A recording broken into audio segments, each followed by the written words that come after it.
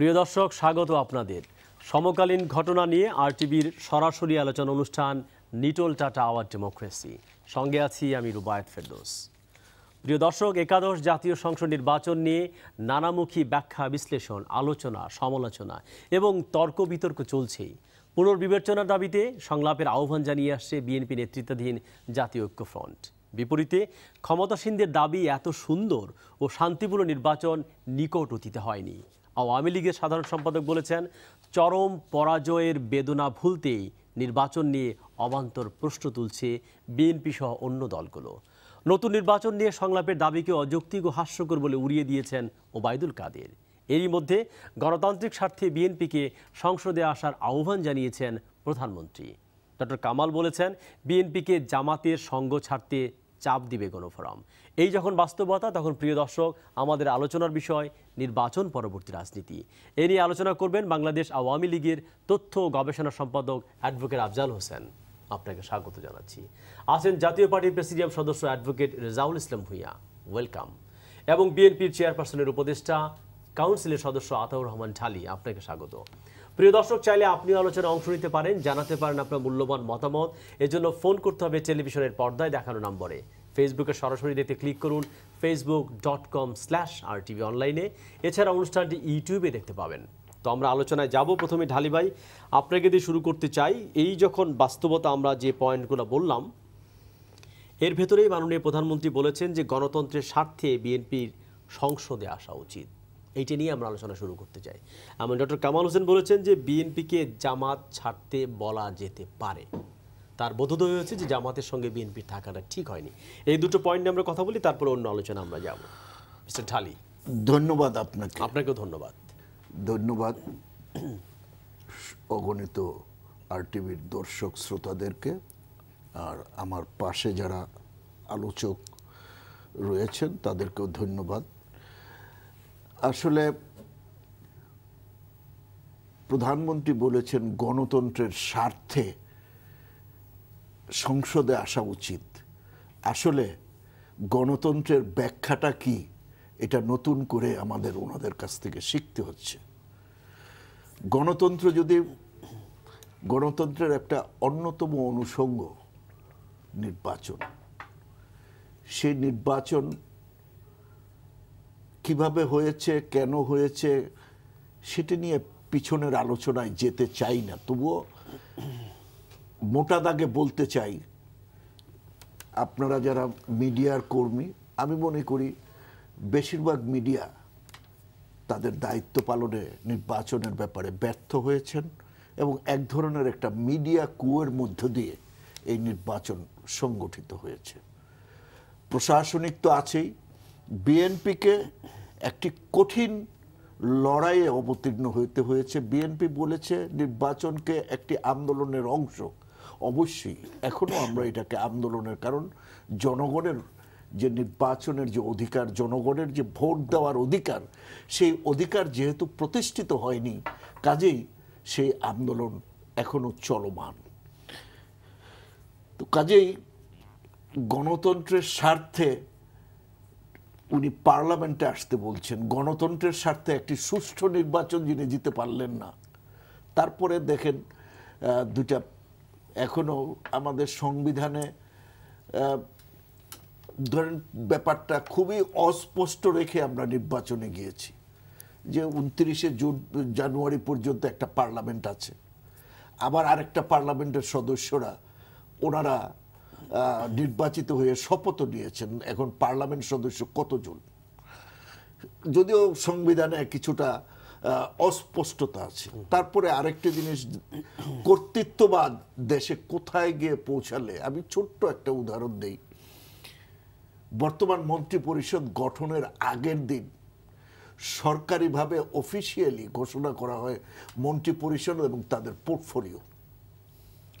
তখনও বর্তমান সম্মানিত প্রধানমন্ত্রী, উনি কিন্তু প্রধানমন্ত্রী হিসাবে শপথ দেন নাই। ওনাদের পার্লামেন্টারি কমিটি তখনও বসে নাই, যেটা উনি গণতন্ত্রের কথা বলেন, পার্লামেন্টারি ডেমোক্রেসির কথা বলেন। পার্লামেন্টারি ডেমোক্রেসি হচ্ছে পার্লামেন্টারিয়ান পার্টি বসবে, পার্লামেন্ট পার্টি বসে তাদের যে নেতা নির্বাচন করবে, তারপরে শপথ অনুষ্ঠান হবে, তারপরে শপথের পরে মন্ত্রী পরিষদ হবে। দেখেন এগুলোর এই উনি গণতন্ত্রের কথা বললেন, এই গণতন্ত্রের একটা ধাপকেও এগুলি খুব ছোট দাগের ব্যাপার, এগুলি খুব বড় দাগের। ঢালি ভাই আমরা আসবো আপনার কাছে আবারও, আপনি এইটা নিয়ে কথা বলবো। বিএনপি আমি আসবো আপনার কাছে, রেজাউল ইসলাম ভূঁইয়া। না আমি আসবো আপনার কাছে, অস্থির হওয়ার কিছু নেই।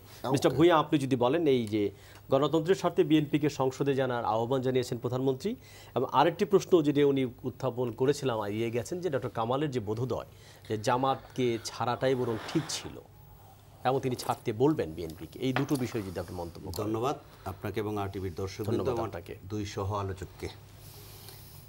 আমি মনে করি যে মাননীয় প্রধানমন্ত্রী যথাযথই বলেছেন যে গণতন্ত্রকে প্রাতিষ্ঠানিক রূপ দেওয়ার জন্য গত নির্বাচনে যারাই অংশগ্রহণ করেছে, যে কয়টি আসন পেয়েছে তাদের সংসদে আসা উচিত।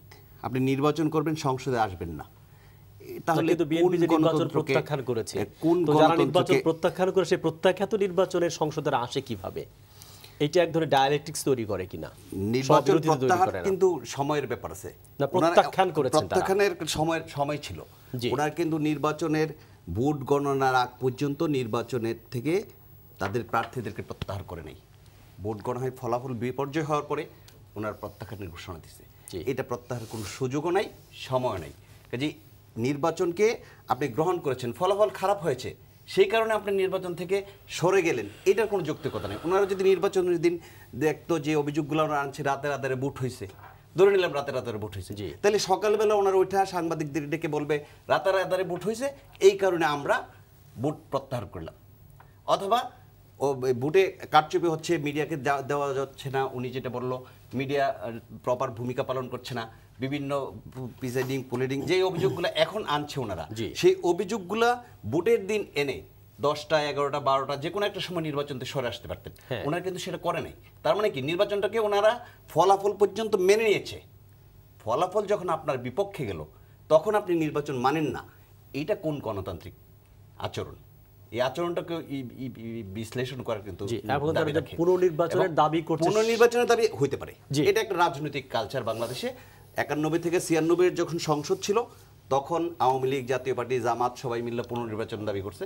পুনর্নির্বাচনের দাবি একটা ভিন্ন জিনিস, আর নির্বাচন প্রত্যাহার করার জিনিসটা দুইটা ভিন্ন ব্যাপার। জামাত প্রসঙ্গে কামাল হোসেনের যে ব্যাপারটা আসছে, আমি মনে করি যে জামাতের ব্যাপারটা নিয়ে এত মাতামাতি করার এখন আর কোনো ইয়া নাই।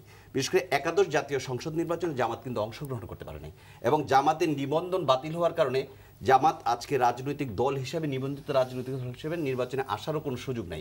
যে 22 জন ক্যান্ডিডেট ধানের শীষ নিয়ে নির্বাচন করেছে তারা কিন্তু জামাতের ক্যান্ডিডেট অঘোষিত, বাট রিটার্নিং কর্মকর্তার কাছে ঘোষিত কর্মসূচি প্রার্থী হলো যে ওনারা বিএনপির মনোনীত প্রার্থী, ওনারা নট জামাতের মনোনীত প্রার্থী। না, কিন্তু তাদের জামাতের ওয়েবসাইটে এদের আবার পদ-পদবি সহ উল্লেখ ছিল। ওইটা ভিন্ন জিনিস। আপনি যদি আইনের ধারায় আসেন, আপনি যদি গণপ্রতিনিধিত্ব অধ্যাদেশের মধ্যে আসেন, যে অধ্যাদেশের বলে নির্বাচন হচ্ছে, সেই অধ্যাদেশে আসলে আপনাকে ধরে নিতে হবে যে এই প্রার্থীগুলো জামাতের হলো আইনি ফাঁকফোকর। যদি কামাল হোসেন, আমি বলছি কামাল হোসেনের বক্তব্য যদি দেখেন, তার বক্তব্যের মধ্যে কিন্তু আছে যে জামাতের সঙ্গে কামাল হোসেন ছিলেন, জামাতের সঙ্গে বিএনপি ছিলেন। না হলে তিনি বলতেন না যে জামাতকে ছাড়তে হবে। আমাকে বলতে দেন, তারপর আপনি। জি, ব্যাপারটা হচ্ছে যে 22 জন যে ওনাদের জামাতের আমরা জানি ঘোষিত অঘোষিত, সেই ব্যাখ্যা আমরা পেয়েছি, সেই ব্যাখ্যা পেয়েছি, কিন্তু ওনারা জামাতের প্রার্থী হিসেবে কিন্তু নির্বাচনে এখন তাহলে যে জামাতকে ছাড়ার ব্যাপারটা কেন জিনিসটা বলছে জামাতকে ছাড়তে হবে, এটা ওনাদের রাজনৈতিক প্ল্যাটফর্মের কথা। আমি যদি যুক্ত না থাকি তাহলে বিযুক্তির প্রশ্ন কেন আসবে? আমি এটাই প্রশ্ন। তার মানে যুক্ত ছিলেন 20 দলীয় জোটের সাথে জামাত আছে, এটা অস্বীকার করার কিছু নাই। নিবন্ধন বাতিল হওয়ার পরেও আছে, নির্বাচনও আছে, সেটি কামাল হোসেন বলছেন বিএনপি কে তিনি বলবেন জামাতকে ছাড়তে। আমি মনে করি জামাতের ব্যাপারে আমার মূল্যায়ন হলো এরকম, জামাত একটি আসলে বর্তমানে গত নির্বাচনের আগে অনেকগুলা জঙ্গি সংগঠনকে কিন্তু এই সরকার বাতিল করেছে। একটা অর্ডিন্যান্স জারি করে জামাতকেও, যেহেতু আদালত কর্তৃক জামাত সংগঠন হিসেবে অপরাধী সংগঠন, যুদ্ধাপরাধী সংগঠন হিসেবে আদালত কর্তৃক ইয়ে হয়েছে, স্বীকৃতি পেয়েছে, সেই সেরকম না, আদালতের একটা পর্যবেক্ষণ ছিল যে জামাত জামাত দল যুক্ত হিসেবে আছে, মানবতা বিরোধী অপরাধের সঙ্গে যুক্ত আছে। এটাকে একটা কেন্দ্র পর্যবেক্ষণ করে ছিল। অন্যান্য জঙ্গি সংগঠনকে যেভাবে বাতিল করা হয়েছে, জামাতকে বাতিল করতে পারত, কিন্তু এটা করা হয় না। সেটা কি সমাধান? এখন আইনমন্ত্রী, আমি বলছি, আইনমন্ত্রী লেটেস্ট বলেছে যে আমরা জামাতকে বাতিল করার জন্য একটা আইন প্রয়োগ করছি, শীঘ্রই এই আইনটা আসবে এবং আইনটা পাশ করা হবে। আমি এই বিতর্কে যেতে চাই না। আমি মনে করি জামাত এখন গত 10 বছর আগের জামাত, আজকের জামাত এক জিনিস না। একাদশ জাতীয় সংসদ নির্বাচনে জামাতকে জাতি প্রত্যাখ্যান করছে, এটা কিন্তু প্রমাণিত হয়েছে। জামাতের একজন প্রার্থী পাশ করে আসতে পারে না। জামাত এখন একটা রাজনৈতিক মাঠে একটা ছায়ার মতো আছে। বাস্তবতা আর ছায়া দুইটা ভিন্ন জিনিস। মিস্টার ভূঁইয়া, আমি অনেক মনে করি ধন্যবাদ। ডাক্তার কামাল আমি হোসেন আপনার যথাযথ কাছে বলেছেন, আসবো। বিএনপি জি, কে অনেক উচিত ধন্যবাদ। জামাতকে ছেড়ে দেওয়া। অনেক ধন্যবাদ অ্যাডভোকেট আফজাল হোসেন, আপনি দুজনের বক্তব্য শুনেছেন। এই দুটো মন্তব্য নিয়ে আমরা কথা বলতে চাই।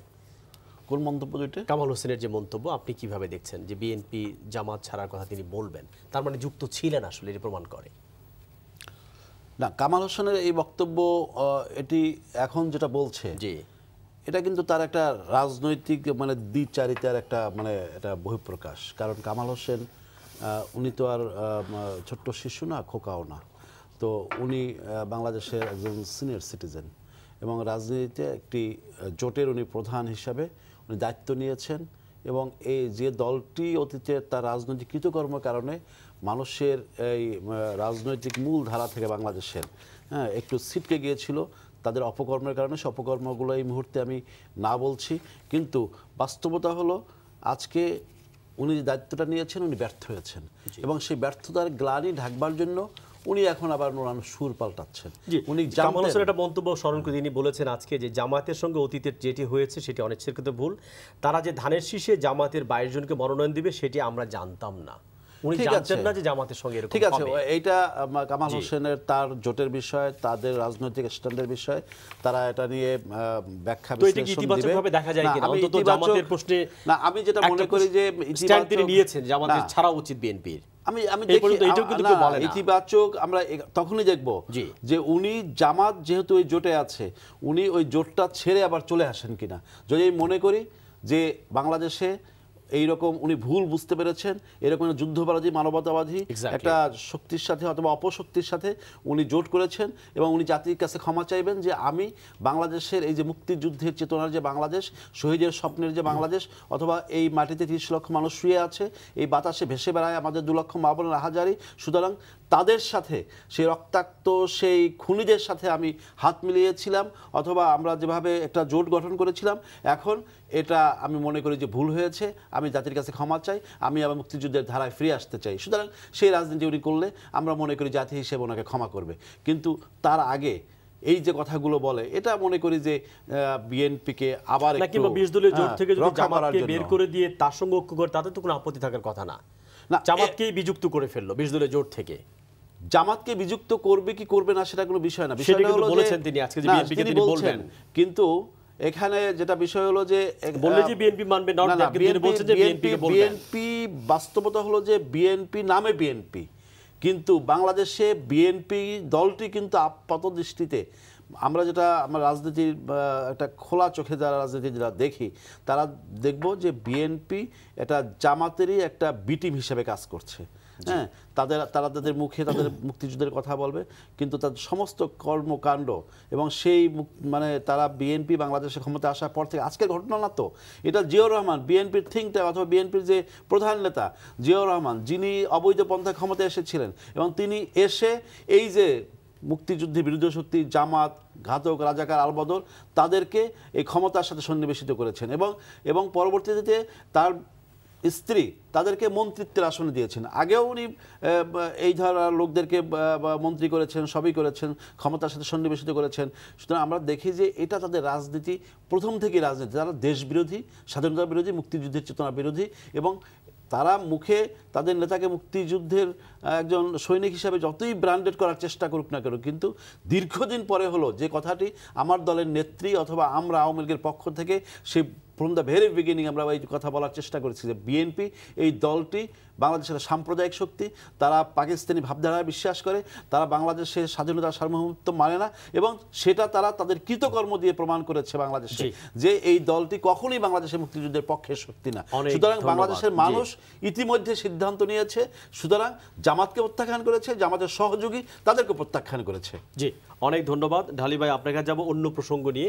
আল্লামা শফির এটি বক্তব্য নিয়ে বেশ আলোচনা চলছে যে মেয়েদেরকে ক্লাস 4-5 বেশি পড়ানো যাবে না, মেয়েদেরকে পড়ালে তারা আপনাদের থেকে অবাধ্য হয়ে যাবে, তারা আর কথা শুনবে না। তো এই 21 শতকে এসে বেগম রোকেয়া থেকে আন্দোলন, বাংলাদেশের স্কুল কলেজে মেয়েদের যে অভাবনীয় সাফল্য এবং গার্মেন্টসের 50 লক্ষ নারী যারা স্বাধীনভাবে কাজ করছে, এরকম বাস্তবতা আল্লামা শফির এই বক্তব্যকে আমরা কিভাবে পাঠ করব? আসলে এই প্রশ্নটার উত্তর আমরা বিএনপি দেওয়ার চেয়ে আমার বন্ধু আফজাল ভাই দিলে, তার কাছে আমি আসবো। বিএনপির সেই বক্তব্য স্ট্যান্ড থাকবে একটা। বিএনপি কে উনি যেভাবে চিত্রিত করলেন, বিএনপি এদেশে বারবারই মানুষের ভোটের মধ্য দিয়েই ক্ষমতায় এসেছে। মানুষ বিএনপিকে বারবার রায় দিয়েছে, আর বিএনপি অবৈধভাবে ক্ষমতায় কখনোই আসেনি। বিএনপি হ্যাঁ ধারাবাহিকতা রক্ষার জন্য বিএনপিকে অনেক কিছুই করতে হয়েছে, হ্যাঁ, কিন্তু অবৈধভাবে বিএনপি ক্ষমতায় কখনোই আসেনি, কারণ বিএনপির জন্মই হয়নি। বিএনপিকে এখন ঘুরে দাঁড়াতে পারবে কিনা দল হিসেবে? বিএনপি বারবারই, আপনাদের কর্মীরা কিন্তু হতাশার মধ্যে আছে, তাদের জন্য কি আশা আপনার কাছে আছে? 80-82 সালে যখন জি এই বিএনপিকে ধ্বংসের চক্রান্ত তখনও হয়েছে, এবং বিএনপির রাষ্ট্রপতির কাছ থেকে কিভাবে ক্ষমতা নেওয়া হয়েছে, তারপরে বিএনপিকে ভাঙার জন্য বিএনপির কয়েক টুকরা করা হয়েছে, মতিন হুদা, ওবায়দুর রহমান, শাহ আজিজ থেকে আরম্ভ করে আজকের যারা মওদুদ সাহেব ব্যাক করেছেন, এরকম সমস্ত স্টলওয়ার্ট নেতারা সেদিন বেগম জিয়াকে রেখে চলে গিয়েছিলেন।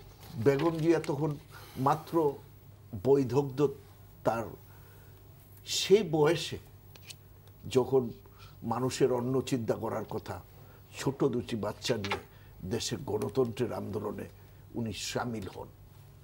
এবং বিএনপি তখনও অনেকেই বলেছিল যে বিএনপি নিঃশেষ হয়ে যাবে।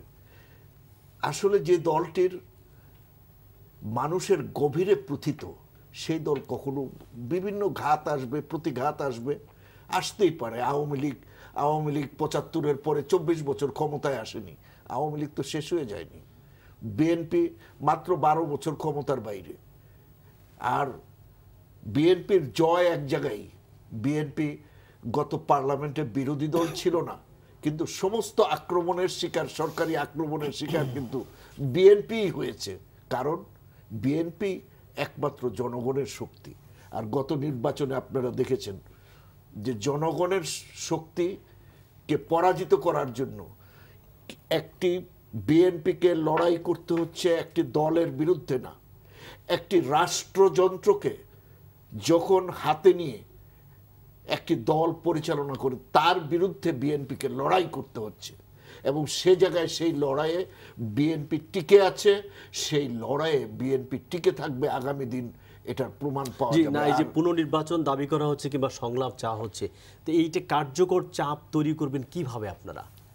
গত 10 বছরে কিন্তু কোনো কার্যকর আপনারা আন্দোলন করতে পারেননি, আসলে কোনো চাপ তৈরি করতে পারেন সরকারের উপর। আন্দোলনকে যদি আপনারা সবসময় ভাবেন যে আন্দোলন শুধুমাত্র রাস্তার উত্তাল গণজোয়ারি আন্দোলন, আমি বলছি যে আন্দোলন মুভমেন্ট ফর রেজাল্ট, কোনো রেজাল্ট কিন্তু আপনারা আনতে পারেননি।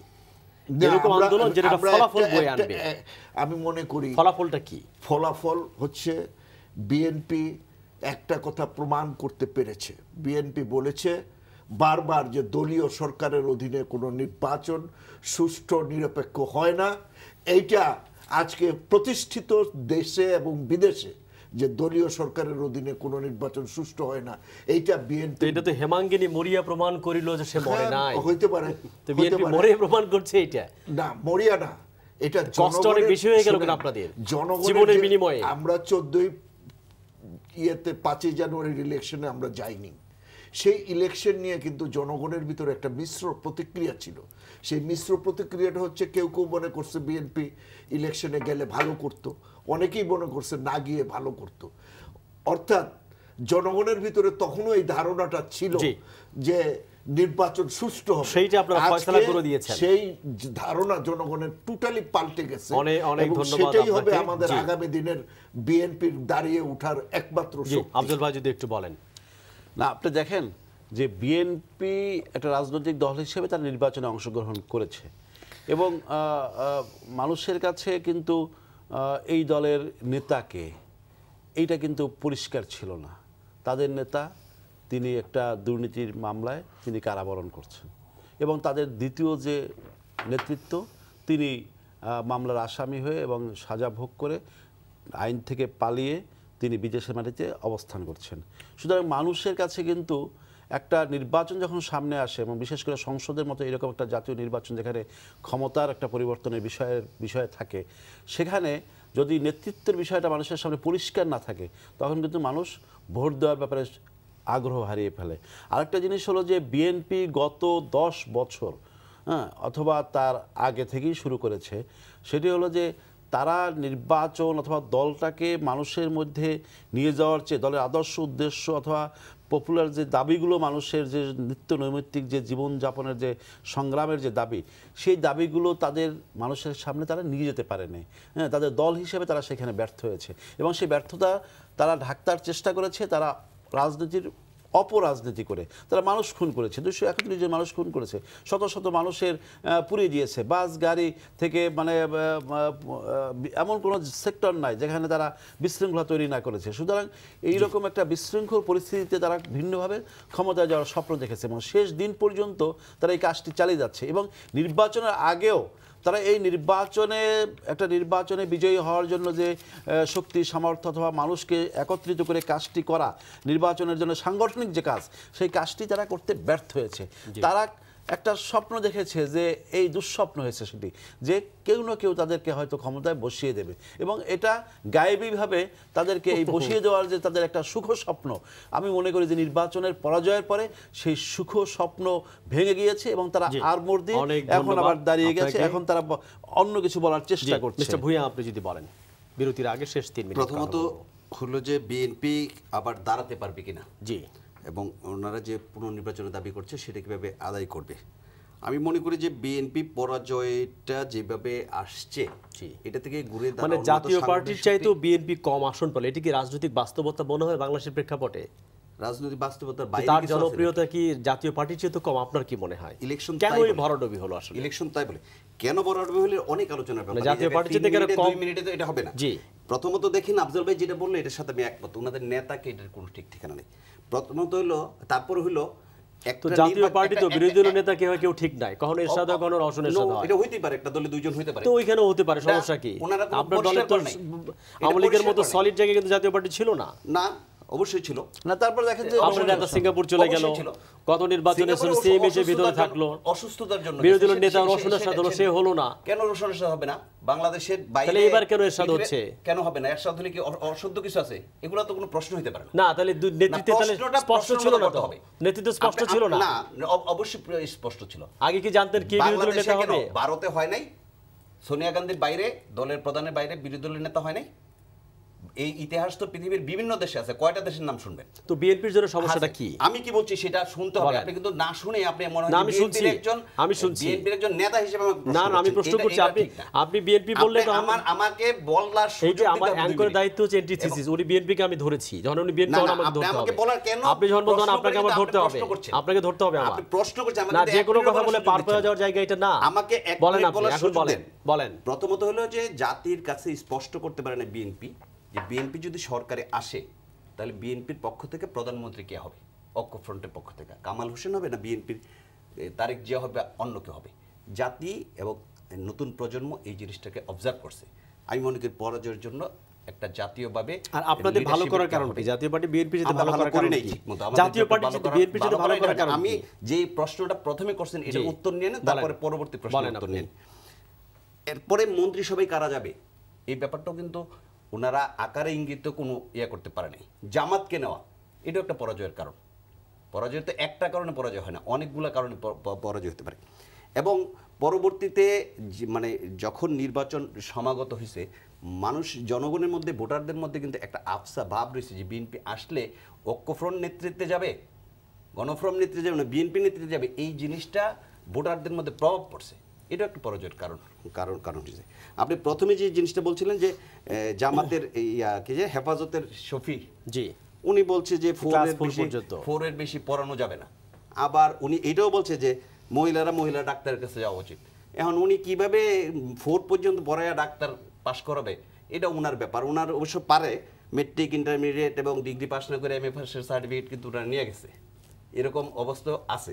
তো ওনারা কি কথাটা বলছে, আপনার শাপলা চত্বরের সমাবেশে ওনাদের বক্তব্য একরকম ছিল, তাদের সোহরাওয়ার্দী স্বীকৃতি দিয়ে দেওয়া হয়েছে, সোহরাওয়ার্দী উদ্যানের সমাবেশে মাস্টার্সের সোহরাওয়ার্দী স্বীকৃতিও তারা পেয়ে গেছে। ওনাদের বক্তব্য আরেকরকম ছিল। আমার মনে হয় যে আল্লামা শফি ধর্মীয়ভাবে একজন সম্মানী লোক, এর বাইরে রাজনৈতিকভাবে ওনাকে নিয়ে আলোচনা করার মতো অবস্থানে উনি এখন পর্যন্ত আসেন, এবং ওনার ওই মূল্যায়নে নেওয়া আমাদের উচিত হবে বলে মনে করি না।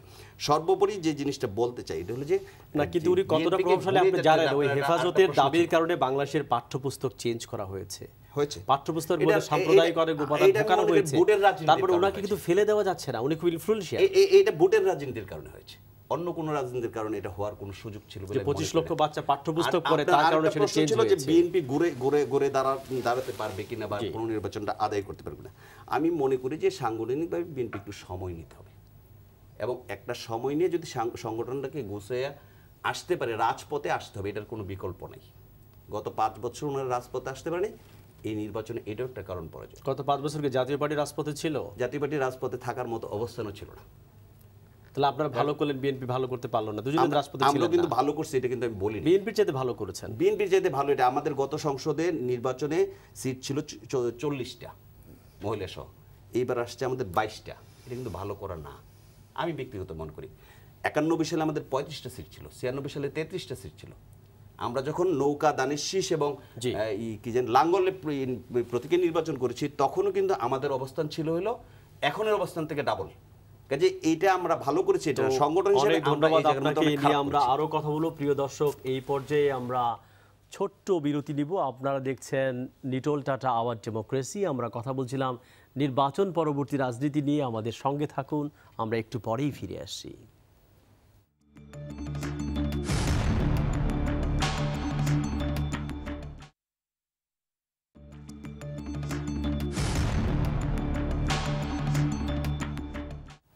প্রিয় দর্শক, স্বাগত আরেকবার সমকালীন ঘটনা নিয়ে আরটিভির সরাসরি আলোচনা অনুষ্ঠান নিটোল টাটা আওয়ার ডেমোক্রেসি। আপনাদেরকে আরেকবার স্বাগত জানাচ্ছি, আমি রুবায়েত ফেরদৌস। আমরা কথা বলছিলাম নির্বাচন পরবর্তী রাজনীতি নিয়ে। বিরতির আগে খানিকটা কথা আমরা বলেছি, বিরতির পরে ঢালি ভাই আপনি যদি বলেন। আমরা আলোচনা করছিলাম যে এটা বিএনপির আবার ঘুরে দাঁড়ানো রাজনৈতিক দল হিসেবে আমি সেই সম্ভাবনা আগেই বলেছি যে বিএনপির এই অভিজ্ঞতা অতীতেও আছে। বিএনপি দেখেছে দীর্ঘ এরশাদের সামরিক শাসন। বিএনপি আওয়ামী লীগের এই আমলটাও তো বিএনপির গুম, খুন, হত্যা, এত কিছুর পরও মামলা, হামলা, তারপরও বিএনপিকে ভয় পেয়ে একটা নিয়ন্ত্রিত নির্বাচনের ব্যবস্থা সরকারকে করতে হয়েছে। বিএনপির জনপ্রিয়তা নাই যদি এতটাই জানতেন, এতটাই আত্মবিশ্বাস তাদের জাতীয় পার্টি আর আওয়ামী লীগের বন্ধুদের থাকতো, তাহলে কেন একটি অবাধ নিরপেক্ষ নির্বাচনের ব্যবস্থা দিতে তাদের এত ভয়? ভয় ওই কারণেই, তারা ভালো করেই জানে যে বিএনপির অবস্থান হচ্ছে জনগণের গভীরে। এবং বিএনপির অনেকে বলে, উনি বলছেন যে প্রধানমন্ত্রী কে হবে, নেতাকে জনগণ ভোট দিলে না এগুলি নির্ধারিত হইতো। জনগণ যেখানে ভোটই দেয়নি, ভোট দিতে পারেনি, আগের রাত্রে অর্ধেক ভোট শেষ হয়ে গেছে। একটা ছায়া সরকার থাকে তো। হ্যাঁ, তো এগুলো জনগণ বুঝা ভোট দিতে তো এখানে যেতে পারেনি, গেলে আপনি এই প্রশ্নের উত্তর পাইতেন। আর কে যেমন ইন্ডিয়াতে এখন ইউপিএ জোট আছে, ওখানে কি এখনো বলেছে যে রাহুল গান্ধী প্রধানমন্ত্রী হবে কি হবে না? কেউ বলেনি। তারপরও রাহুল গান্ধী নেতা না, কিন্তু গতবার কংগ্রেসের খারাপ করার অন্যতম কারণ ছিল কিন্তু এবারও কিন্তু মোদি দেখিয়েছে একমাত্র সেই হচ্ছে নেতা। এটা কিন্তু ভোটে কাজ করেছে। গতবারের ভিন্নটা, বিএনপির সেই দ্বৈততা কিন্তু ছিল। গতবারের এটা কে প্রধানমন্ত্রী হবে, আন্তর্জাতিক কে নেতা হবে, একটা কনফিউশন ছিল মানুষের মধ্যে। আমাদের মানে আমাদের এই নির্বাচনের কিংবা আপনারা এই আসলে হৃদয়ের সালতামামি করেছেন কিনা যে আসলেই বিএনপি 10 বছরের জনপ্রিয়তা হারিয়ে ফেলেছে, আগে সেই জায়গায় নাই, যে 30% ভোট ছিল সেটা ভেঙে গেছে, এই জরিপটা আদৌ আছে কিনা আপনাদের? আপনি দেখেন বিএনপি এত নির্যাতন, এই আত্মসমালোচনা আছে কিনা আসলে? না, বিএনপির আত্মসমালোচনা ভিন্ন জায়গায়, এই জায়গায় না। জনগণ থেকে সরে গেছে, এই জায়গায় বিএনপির আত্মসমালোচনা। গত 10 বছর কিন্তু জনগণের কোনো আন্দোলন আপনারা করতে পারেননি, আপনারা করেছেন নেত্রীকে কি ফেরত আনা, যেটা প্রধান আন্দোলন। জনগণের একটাই শুনে বিএনপিকে তো আমরা দেখি নাই। আচ্ছা, আমি যে প্রশ্নে আসতে চাই, কারণ উনি জনগণের নেত্রী, সেটা বিএনপির নেত্রী না, উনি জনগণের নেত্রী, 3বার প্রধানমন্ত্রী ছিলেন এবং গণতন্ত্রের বারবার এদেশের গণতন্ত্রের কালো আকাশে যখন মেঘের ঘনাঘটা দেখা দিয়েছে, বারবার উনি নেত্রী হিসেবে সামনে এসেছেন। তা আজকে যেটা বিএনপি একটি দল, এখানে জাতীয় আন্তর্জাতিক বহু ঘটনা আছে, যেই ঘটনার কারণে বিএনপিকে জামাতকে ছাড়বে কিনা বিএনপি, কামাল হোসেনের যে মন্তব্য, জামাত এটা কামাল হোসেন সাহেবের এই বক্তব্য, বিএনপির বক্তব্য কি হবে বলে মনে হয়? আমরা এ নিয়ে তো এখনো আলোচনা করিনি যে আমরা জামাতকে ছাড়বো কিনা। কোশ্চেন হলো যে আসলে জামাতের বিষয়টা তো আমাদের কাছে এবং আওয়ামী লীগের কাছে কারো কাছে আসলে নৈতিক বিষয় না। আওয়ামী লীগ যতই বলুক ওনারা নৈতিক, কারণ জামাতকে তারা টিকিয়ে রেখেছে সরকার, বিএনপি, শুধু ভোটের নির্বাচনের কারণে, যে কারণে মানবতার অপরাধের বিচার কিন্তু আওয়ামী লীগ করেছে এবং জামাতের বাঘা নেতা কিন্তু ফাঁসি হয়েছে। আহমদ শফিরা সমাজে, সেটা তো বাস্তব। আহমদ শফিরা আজকে সমাজে কি কারণে এই বক্তব্য দিতে পারে? যারা মদিনা সনদের কথা বলছে, তারা 13 দফা দাবি দিয়েছিল, দাবি দিয়ে আন্দোলন করেছে, সেই আহমদ শফি আজকে কিন্তু ইনডেমনিটি পায় কি কারণে? শুধুমাত্র নির্বাচনের হিসাবে। এখানে নীতি নৈতিকতা যতই আফজল ভাই বলুক, ওনারা স্বাধীনতার পক্ষের, এই বললে এটা নিয়ে আমার সাথে ঘন্টার পর ঘন্টা বিতর্ক হইতে পারে কিভাবে পক্ষ বিপক্ষ, কিন্তু এই জামাত আর মৌলবাদী দলগুলোর সাথে বিএনপি এবং আওয়ামী লীগের আচরণ এক, সেই জায়গায় নৈতিকতা না। তাহলে আসুন, আমি এখনো আহ্বান জানাই, যদি জাতিকে সত্যিকার পথ দেখাতে যান, সংলাপের কোনো বিকল্প নাই। পৃথিবীর সমস্ত দেশে আলোচনা করে সমাধান হয়েছে, আসুন জাতীয় সংলাপ করুন। জামাত থাকবে কি থাকবে না, আহমদ শফিরা বা এই ধর্মীয় রাজনীতি বাংলাদেশে থাকবে কি থাকবে না, আপনারা 8ম সংশোধনী এরশাদ সাহেব দিয়ে গেছে, এই 8ম সংশোধনীর ফাঁক দিয়ে এদেশে সমস্ত মৌলবাদের উৎস হবে। কই এটা নিয়ে তো একটিবারও আপনারা বলেন না। অনেক ধন্যবাদ ঢালি ভাই। এই বিষয়ে আব্দুল ভাই যদি বলেন। জি, 8ম সংশোধনী তিনি বলেছেন যে জামাত পৃষ্ঠে আওয়ামী লীগ আর বিএনপির অবস্থান একই রকম, এটা কতটুকু যৌক্তিক মনে হয়? জি, আমরা শুনি একটু। না, এটা একদম মানে ঢালি ভাই হয়তো তার জায়গা থেকে বলেছে, কিন্তু বিএনপির সাথে জামাত প্রশ্ন অথবা যুদ্ধাপরাধীর প্রশ্নে এটা এক করে দেখার কোনো সুযোগ নাই। কারণ আমরা জাতির জনক বঙ্গবন্ধুর নেতৃত্বে দীর্ঘ লড়াই সংগ্রাম করে এই দেশটা স্বাধীন করেছি একটা অসাম্প্রদায়িক শোষণমুক্ত গণতান্ত্রিক বাংলাদেশ গড়ার জন্য। এবং অতীত ইতিহাসটা আমি নাইবা টানলাম সময়ের অভাবে, কিন্তু এটা তো সত্যি এবং এটা একেবারে পরীক্ষিত সত্যি। সেটা হলো যে 2008 সালে আমাদের নির্বাচনী ইস্তেহার, যেটা ছিল দিনবদলের সনদ, সেখানে মুক্তিযুদ্ধের পক্ষে মানুষ রায় দিয়েছে এবং আমরা জামাতের বাংলাদেশের যুদ্ধাপরাধী বিচার করব সে অঙ্গীকারবদ্ধ ছিলাম। এবং আমাদের নেত্রী বঙ্গবন্ধু কন্যা শেখ হাসিনা, তিনি কিন্তু যুদ্ধাপরাধীদের বিচারের আওতায় এনেছেন এবং তাদের বিচার হয়েছে। বড় বড় যারা যুদ্ধাপরাধী তাদেরকে বিচারের ফাঁসি দেওয়া হয়েছে এবং অনেকের বিচার এখন প্রক্রিয়াধীন আছে। সুতরাং জামাতের সাথে বিএনপির এই বিষয়টি এক করে দেখার কোনো সুযোগ নাই এবং এটা কেউ বিশ্বাসও করবে না। আর যেটা হলো যে আজকে বাংলাদেশের যে উন্নয়ন, এটা দৃশ্যমান উন্নয়ন এবং শেখ হাসিনা রাষ্ট্রনায়কোচিত তার সিদ্ধান্তে তিনি এমন পর্যায়ে চলে গিয়েছেন। সুতরাং সেই জায়গায় দাঁড়িয়ে তার যে ব্যক্তিগত জনপ্রিয়তা সমস্ত কিছুকে উপজীব্য করে আমরা কিন্তু এই বিজয়ের পথে আমাদের আর একটা ধাপ আমরা এগিয়ে গেছি। আমরা এই যে সংলাপের কথা যেটা বললো, সেই সংলাপ তো আমাদের নেত্রী সাদরে গ্রহণ করেছে এবং বিএনপি রাজনীতির অপকর্মের কারণে যে জায়গায় ছিটকে পড়েছিল, মানে একটা গণতান্ত্রিক পরিবেশে রাজনীতির মানে ধারায় ঢুকতে পারছিল না, সেই সুযোগটি কিন্তু নেত্রী করে দিয়েছিল সংলাপে ডেকে এনে চায়ের টেবিলে বসে আলাপ আলোচনার মাধ্যমে তাদেরকে ভোটের প্রক্রিয়ার মধ্যে নিয়ে এসেছে। তার আগে তারা তো মানুষ খুন, হত্যা, সন্ত্রাস এই সকলের মধ্যেই তাদের মনোজগতে তারা এই বিষয়গুলো সংলাপ চাইছে, সেইটা কতটুকু যৌক্তিক মনে হচ্ছে? তবে আমি আজকে আমাদের একটা মিটিং ছিল, কেন্দ্রীয় কমিটির উপদেষ্টা মণ্ডলীর সদস্যরাও ছিল এবং মাননীয় নেত্রীকে আমরা অভিনন্দন জানাই, ধন্যবাদ জানাই এই কারণে উনি কিন্তু বলছেন আমরা সকলকে নিয়ে দেশটা পরিচালনা করতে চাই এবং এই বাংলাদেশে বাংলার মানুষের ভাগ্য গঠন করাই আমাদের কাজ এবং সেই ক্ষেত্রে যারা সংলাপে আমাদের সাথে আহ্বানে সাড়া দিয়েছিল অথবা তাদের আহ্বানে আমরা সংলাপে তাদের ডেকেছিলাম তাদের সকলকে কিন্তু উনি আবার চিঠি দেবেন এবং উনি তাদের সাথে আবার একটা কিন্তু আলাপ আলোচনা মানে এই যে একটা মানে একটা সৌহার্দ্যপূর্ণ পরিবেশে দেশটাকে এই যে আগামী দিনে বাংলাদেশটা কিভাবে একটা উন্নত সমৃদ্ধ আধুনিক বাংলাদেশে এই যে আমাদের নির্বাচনী ইশতেহার, যে ইশতেহারে আমরা অনেকগুলো দাবি দেওয়া অথবা আমরা যে লক্ষ্য উদ্দেশ্য নির্ধারণ করেছি সেই আলোকে দেশটাকে আমরা কিভাবে গঠন করব তার জন্য সকলকে উনি কিন্তু দাওয়াত করবেন এবং সেখানে আমি মনে করি যে বিএনপিরও আসা উচিত ওনার আহ্বানে সাড়া দিয়ে এবং আজকে সমস্ত ব্যাপারেই কিন্তু বিএনপির একটা অনীহা। এই যে একটা শব্দ ডালিবে আগে বলেছিলেন প্রথমেই যে মিডিয়া কু, এই শব্দটি কিন্তু আমার দলের নেত্রী বঙ্গবন্ধু কন্যা শেখ হাসিনা তার সৃষ্টি। তিনি কিন্তু দেখেছেন যে সামরিক সরকারগুলো কীভাবে মিডিয়া কু করে নির্বাচনের ফলাফল পাল্টে দেয় এবং আমি দেখাই যে বাংলাদেশের মিডিয়া আপনাকে তো ইন্ডিকেট করে কথা বলছে, আপনাদের মতো মিডিয়া তারাই করেছে। দেখেন এই যে ভারতীয় গণমাধ্যম আনন্দবাজার কি বলেছে, অবিশ্বাস্য আওয়ামী প্লাবনের খড়কুটার মধ্যে ভেসে গেল বিএনপি জামাত জোট, এটা বাংলাদেশের ইতিহাস। দ্য গার্ডিয়ান পত্রিকা বলেছে, গার্ডিয়ান পত্রিকা বলেছে, আনন্দবাজার বাদ দিলাম, ইন্ডিয়ার প্রতি তো অ্যালার্জি আছে, আনন্দবাজার বাদ দিলাম, তো গার্ডিয়ান পত্রিকা বলেছে বাংলাদেশের প্রধানমন্ত্রী হাসিনার অভাবনীয় জয় এবং রয়টার্সের খবর ছিল এইরকম, যিনি বাংলাদেশের সরকার প্রধান হয়ে স্বাধীনতা নিরপেক্ষ নির্বাচন কমিশনের অধীনে সংবিধানের বিধান অনুযায়ী কীভাবে একটি গ্রহণযোগ্য নির্বাচন করতে হয় তার অনন্য নজির স্থাপন করেছেন শেখ হাসিনা।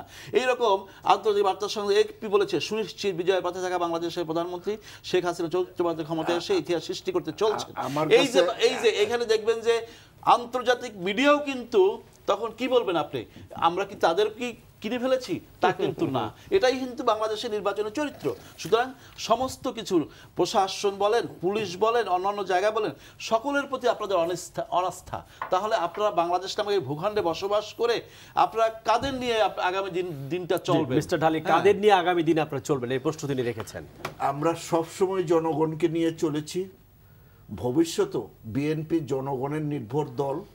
আওয়ামী লীগ আবারও প্রমাণ করেছে আওয়ামী লীগ কখনোই জনগণের ওই ৭১ সালের পরে এই আওয়ামী লীগ কখনোই জনগণের উপরে নির্ভর করে নাই বলেই তারা প্রথমেই স্বাধীনতার পরপরই মানুষের মৌলিক অধিকার হরণের জন্য পার্লামেন্টে কনস্টিটিউশনে অ্যামেন্ডমেন্ট এনেছে প্রথমেই, যেটা স্বাধীনতার চেতনার বিরোধী। 4th অ্যামেন্ডমেন্টের মধ্য দিয়ে তারা জনগণের যে জবাবদিহিতার জায়গা সেই জায়গাটা তারাই ধ্বংস করেছে এবং তারা সবসময় দেখেন 111 সামরিক সরকারের সাথে সহযোগিতা, আমাদের বলে ক্যান্টনমেন্টের জন্ম, এর সাথে সাথে সহযোগিতা করে নির্বাচনে যাওয়া, এটা তো আওয়ামী লীগের ইতিহাস, এটা বিএনপির ইতিহাস না। আওয়ামী লীগ সবসময় প্রশাসনের উপরে নির্ভর করে, জনগণের উপরে না। কিন্তু ঢালী ভাই এরশাদের বাসায় তো গিয়েছিলেন তারেক জিয়া অথবা অন্যরা বিএনপির নেতারা তো গিয়ে কাচুকুচু করে হাত করে সেই ভিডিও ফুটেজ তো এই অথবা আরটিভির আর্কাইভে আছে। শেষ অংশে আমারও একটু দিয়ে শেষ করি, শেষ পর্যায়ে আমরা আসলে বিএনপি জনগণের দল, জনগণের মধ্য থেকে আমি সেই নেপোলিয়নের কথাটা বলে শেষ করতে চাই। নেপোলিয়ন বোনাপার্টি বলেছিলেন যে ফ্রান্সের রাজমুকুট যখন প্যারিসের রাস্তায় গড়াগড়ি যাচ্ছিল তখন আমি শুধু আমার তলোয়ারটা ব্যবহার করে রাজমুকুট আমার মাথায় নিয়ে এসেছি। আর জিয়াউর রহমান যখন ৩রা নভেম্বর থেকে ৭ই নভেম্বর বাংলাদেশের রাজমুকুট ঢাকার মাথায় গড়াগড়ি যাচ্ছিল, জিয়াউর রহমান তলোয়ার দিয়ে নয়, সিপাহী জনতা সেই রাজমুকুট তার মাথায় সেদিন পরিয়ে দিয়েছিল। এটাই হচ্ছে ইতিহাস। এবং সেই রাজমুকুট রক্ষার জন্য 19টা কু হয়েছে ক্যান্টনমেন্টে, শত শত আর্মি অফিসার মারা গিয়েছে, মুক্তিযুদ্ধের সমস্ত। এটা তো রাজতন্ত্র না, আপনি নেপোলিয়নের উদাহরণ দিলেন। আপনি জানেন নেপোলিয়ন ক্ষমতায় এসে 10 বছরের মাথায় বলছে who is the state, I am the state, who is the law, I am the law. সেইটা কিন্তু আমরা তাই না, আমরা এই কিন্তু নেপোলিয়নের সঙ্গে জিয়াউর রহমানের উদাহরণ দিয়ে আপনি বরং জিনিসটাকে ঘটনাটার রাজতন্ত্র তুলনা করছি। এবং স্বৈরতন্ত্রের মধ্যে কিন্তু আটকা পড়ে গেলেন আপনার আমরা আসলে। নেপোলিয়নের ভাইপো তো তাই। জি হ্যাঁ, জি, আমরা শেষ 2 মিনিট আচ্ছা, দিব আমি মিস্টার ভুঁইয়াকে। নেপোলিয়নের কথা বলেন যখন আপনি আসলো, বলেন। তো আমি যেটা বলছি রবীন্দ্রনাথের একটা কথা, নিশ্চয়ই। সেটা হলো যে এই যে মানে কালের যাত্রার পদধ্বনি শুনতে শুনিতে কি পাও, কিন্তু তারই এই যে রথ বিএনপি কিন্তু সেই যে শেষের বঙ্গবন্ধু কবিতা। কন্যা শেখ হাসিনার নেতৃত্বে এই যে নবযাত্রা বাংলাদেশ সূচনা হয়েছে, সেই যাত্রার পদধ্বনি কিন্তু তারা শুনতে পায় নাই, জি। কিন্তু দেশের মানুষ শুনতে পেয়েছে, মানুষ আমাদের সাথে আছে, এবং এদেশের মানুষের ইজারাদারি এদেশের মানুষ অন্য কেউ নিতে পারবে বলে বিশ্বাস করি না। মিস্টার ভুঁইয়া বলেন, মুক্তিযুদ্ধের পক্ষে সেই মানুষ থাকবে। ধ্বনি বোধহয় জাতীয় পার্টি শুনতে পেয়েছে, একটু যদি বলেন শেষ 2 মিনিট। ইনশাল্লাহ সেই ধ্বনি তো সবাইকে শোনা উচিত, নাহলে এই বাংলাদেশের রাজনীতিতে থাকার জনগণ ছাড়া থাকার কোনো পথ তো নাই। জি। কাজেই লাইনটা- জনগণকে শেষ থাকার লাইনটা- জন্য ভাই একজন অনেক বলেছে বলছেন, আবার আপনি যে বলছেন, উনি বলছেন, জনগণ যে কি দুই- জিনিস দুই- পাবলিক তা বলছেন। বুঝলো না, একজন বলেছে। সবাই কিন্তু জনগণ বলে, পাবলিক বুঝলো না কি জিনিস। বিএনপির ব্যাপারে ডালিবের যে জিনিসটা ইয়ে করছিল সংগঠনটার ঘুরে দাঁড়ানোর ব্যাপারে, আমি এটার একটা মূল্যায়নের ব্যাপার বলতে চাই। এটা হলো যে মূলত বিএনপি গণসংগঠন হিসেবে যতটা না আমরা 90-এর পর থেকে দেখেছি শক্তিশালী ছিল, তার চেয়ে বেশি ছিল ছাত্র সংগঠনের উপর নির্ভরশীল, বিশেষ করে ছাত্র দলের উপর। আপনি দেখবেন বিএনপি গত 5 বছর ঘুরে না দাঁড়ানোর কারণটা হলো যে কোনো ক্যাম্পাসে, ঢাকা বিশ্ববিদ্যালয় থেকে ধরে কোনো ক্যাম্পাসে কিন্তু ছাত্রদল অবস্থান করতে পারে না। Exactly. বিগত 10 বছরে একটা জেলা পর্যায়ের কলেজ থেকে ধরে সর্বোচ্চ বিদ্যাপীঠ ঢাকা বিশ্ববিদ্যালয় পর্যন্ত কোনো ক্যাম্পাসে না থাকার কারণে বিএনপির আন্দোলনের মূল যে শক্তিটা আছে, এই শক্তিটার মধ্যে কিন্তু একটা আঘাত পড়ছে। সেই আঘাতের কারণে ওনারা আজকে আন্দোলনের যে মাত্রায় আসলে গণসংগঠনের দাবি আদায় করা হয়, আজকে সংলাপ বলেন, পুনর্নির্বাচন বলেন, যাই বলেন, শুধুমাত্র রিজভী ভাই অফিসে বৈশা বিবৃতি দিবে আর কামাল হোসেন এরকম গোল টেবিলে কয়েকজন বৈশা কথা বলবে, কখনো এই দাবি আদায় হবে না। জি। এই দাবি আদায় করতে হলে মাঠে আসতে হবে, মাঠে আসতে সেই হবে। শক্তি কি আছে বিএনপির? আমি মনে করি আপাতত সেই শক্তির অবস্থান কোনোটাই নাই, মামলায় জর্জরিত বিভিন্নভাবে সংগঠনটা। জি, অনেক ধন্যবাদ তিনজনকে আসবার জন্য, পরবর্তীতে কথা বলবার জন্য। শক্তি প্রিয় অর্জন দর্শক, করতে হবে। আপনাদেরকে ধন্যবাদ আমাদের সঙ্গে থাকবার জন্য। আমরা অনুষ্ঠান শেষ করব। আপনারা যারা টিভিতে বা ফেসবুকে আলোচনা শুনছেন, আপনাদেরও ধন্যবাদ জানিয়ে রাখি, লিটল টাটা আওয়ার ডেমোক্রেসি অনুষ্ঠানটি সপ্তাহের শুক্র, শনি ও রোববার প্রচারিত হয়। দেখার আমন্ত্রণ রইল। ভালো থাকুন, নিরাপদে থাকুন এবং RTVর সঙ্গেই থাকুন।